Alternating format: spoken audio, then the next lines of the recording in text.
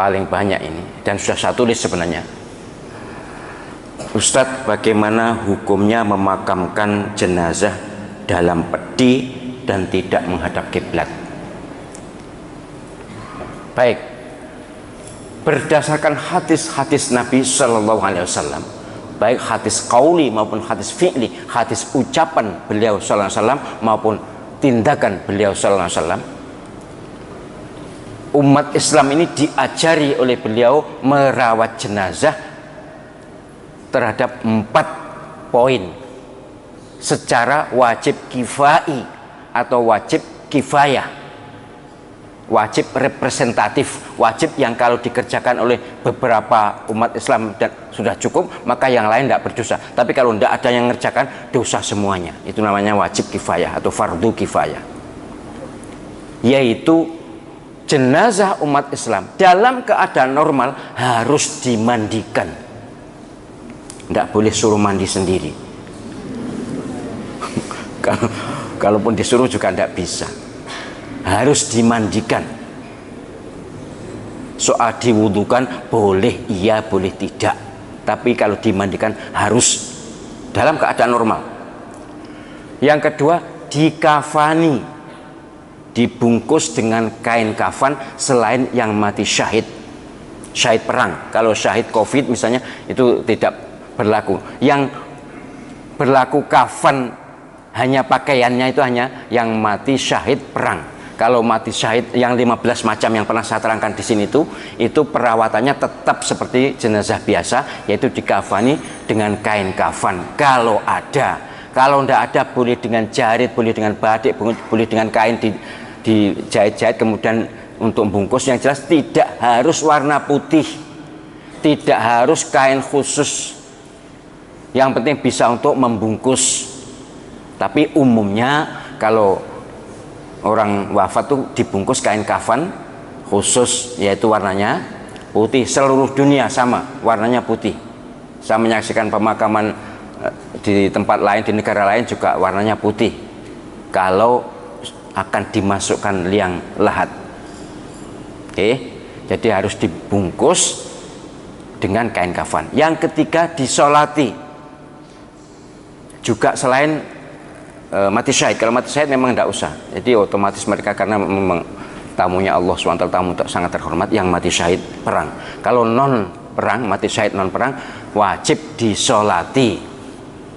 Mulai bayi kluron, apa sih kluron ya, keguguran, bayi yang keguguran yang sudah berbentuk manusia, ada kepala, ada tangan, ada kaki, pokoknya sudah ketok atau kelihatan jenggerengan lagi apa nih jenggerengan ini, bentuknya manusia, maka wajib disolati. Hanya bedanya kalau jenazah belum balik, doanya sudah pernah di-share oleh Mas Ulum, berbeda dengan jenazah yang sudah balik doanya waktu sholat. Tapi umpama waktu sholat itu didoakan seperti umumnya orang mendoakan itu ya sah, yang penting 4 takbiran itu, dan tidak ada rukuk, tidak ada sujud ya. Sholat jenazah itu tidak ada rukuk, tidak ada sujud. Tolong perhatikan para pegawai rumah sakit. Kemarin saya melihat video nyolati jenazah rukuk, ngono ku yo kemelinti lah orang nek entos ya ora usah ngotot. Mohon maaf. Yang keempat, dimakamkan. Sudah itu, yang penting itu 4 poin ini. Masalahnya kalau tidak normal bagaimana? Pertama, kalau mandi umumnya ya sudahlah, kalau memang tidak bisa dimandikan ya tidak usah dimandikan. Kalau tidak secara medis memang tidak boleh dimandikan ya sudah tidak usah dimandikan. Boleh terpaksa, seperti korban ratusan ribu tsunami itu tidak ada yang dimandikan. Kemudian kalau tidak bisa dikafani, misalnya sudah busuk misalnya, ya sudah sebisanya. Artinya darurat, boleh. Soal kafan itu kalau di Indonesia biasanya ditaleni, diikat tiga ya, pocong ya namanya, pocong diikat tiga, kemudian harus di lepas. Kalau tidak dilepas nanti tangi lagi, bangun lagi. Sebenarnya tidak ya, tidak wajib sih diikat itu, tidak wajib, tapi umumnya diikat ujung kepala dan ujung kaki saja.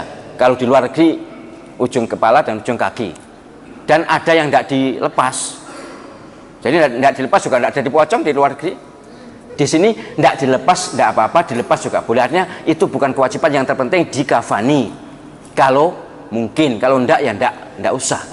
Yang ketiga, mutlak disolati selain jenazah mati syahid, walaupun bagaimana harus disolati. Tidak ada alasan uzur tidak bisa disolati. Kalaupun tidak bisa disolati di tempat wafatnya atau di tempat tertentu, maka sholat ghaib. Nabi SAW pernah melakukan itu. Nabi SAW pernah tidak bisa mensolati seorang jenazah, maka beliau datang ke kuburannya dan sholat di situ. Yang jelas tidak boleh umat Islam, jenazah umat Islam tidak disolati selain mati syahid. Wajib disolati. Kalaupun misalnya sudah kadung dikuburkan, ya sudah silakan disolati. Umumnya namanya sholat ghaib, sholat yang tidak ada jenazahnya. Yang penting harus disolati. Kemudian dimakamkan itu memang kalau normal jenazah harus tidak di dalam peti. Dalam peti itu tradisi Nasrani, bukan tradisi Islam. Islam tidak punya tradisi metikan jenazah. Peti itu loh, enggak, itu bukan syariat Islam.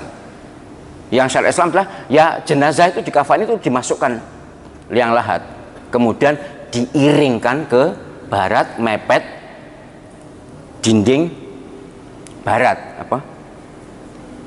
liang lahat yang sebelah barat, kemudian dikasih ganjil ya, gelu atau ya semacam bantal dari tanah itu ditaruh supaya gak guling supaya gak guling. Bagaimana kalau harus dalam jenazah karena penyakit misalnya? Ya sudah, dalilnya ad-daruratu tubihul mahdzurat. Keadaan darurat itu membolehkan sesuatu yang mestinya tidak boleh.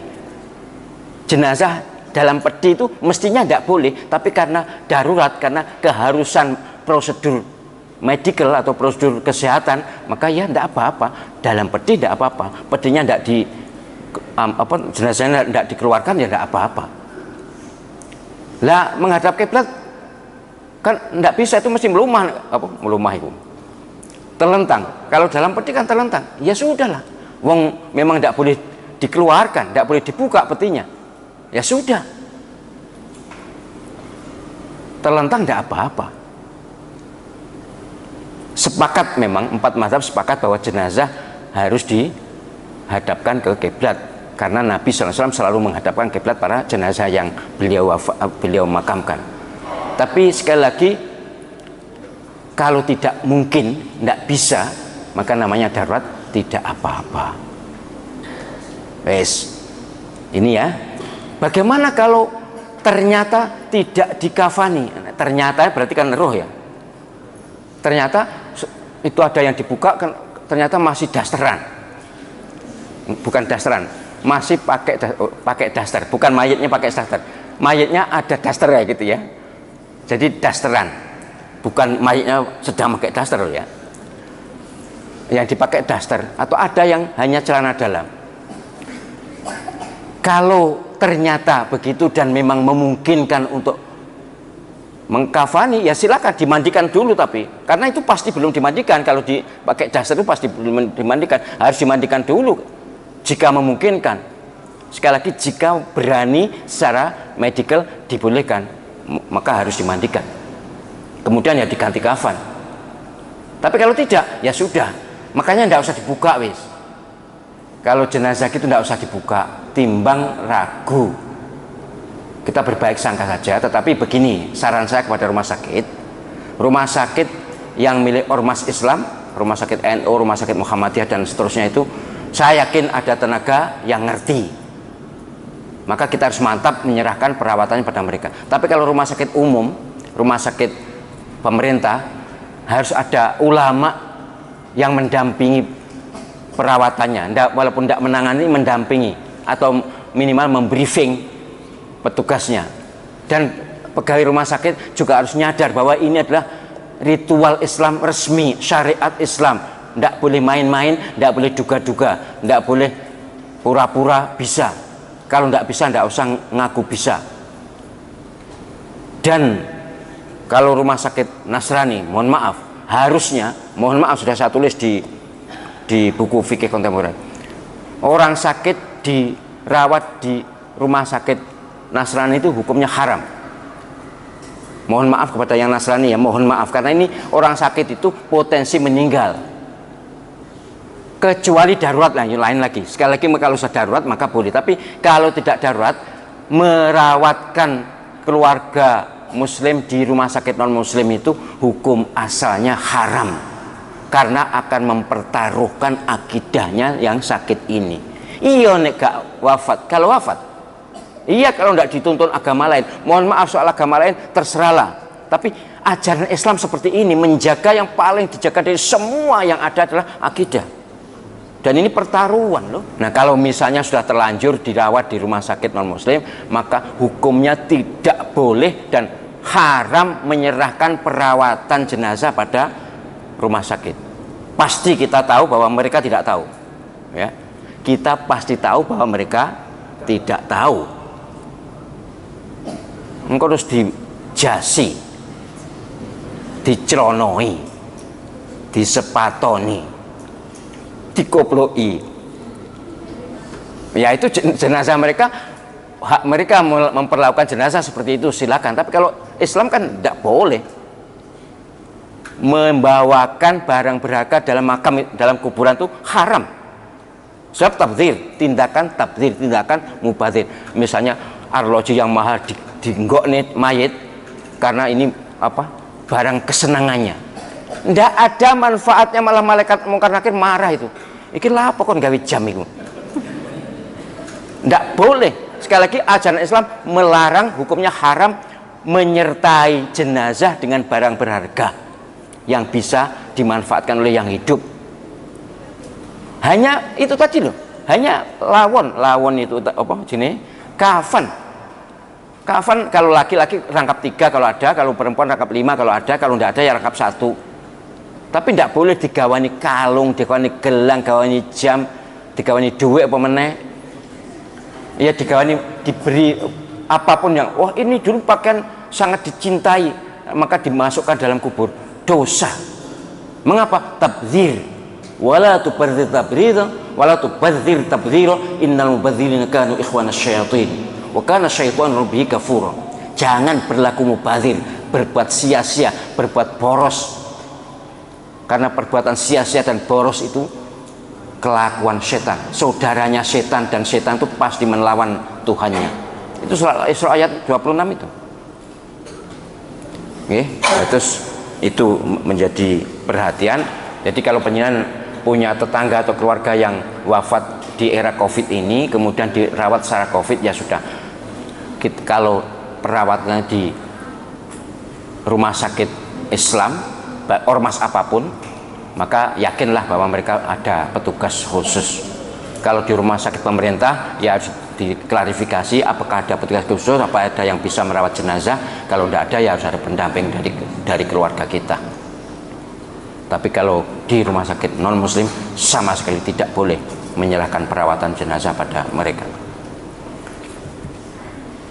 Dan kalau saya bicara ajaran agama begini, tolong agama lain juga bisa memahami, karena andai kata panjenengan bicara agama panjenengan, kami juga bisa mengerti kok.